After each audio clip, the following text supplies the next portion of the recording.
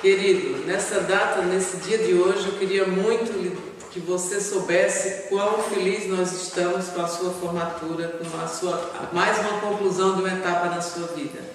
Eu quero muito, querido, que você seja feliz, que você encontre nessa sua profissão a sua realização, que tenha sucesso e que esteja sempre satisfeito com aquilo que faz.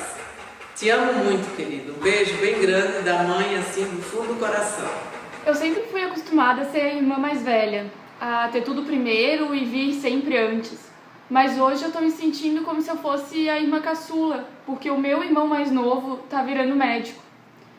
João, eu sinceramente espero que a tua carreira seja brilhante, que tu conquiste todos os objetivos que tu tem em mente. E eu quero que tu saiba que eu sempre vou estar do teu lado, que eu te amo muito e eu quero que a tua vida seja maravilhosa. Um beijão. João, parabéns pela formatura e tu sabes que a gente tem um grande orgulho de ti, tu fosse sempre um ótimo estudante, um grande desempenho, tenho certeza que vai ser um grande médico e desejamos um grande sucesso que a gente tem certeza que vai chegar e que tu venha trabalhar com o pai e a mãe na nossa profissão e quem sabe lá conosco, né? Um grande abraço e felicidade. Um beijo do Zig.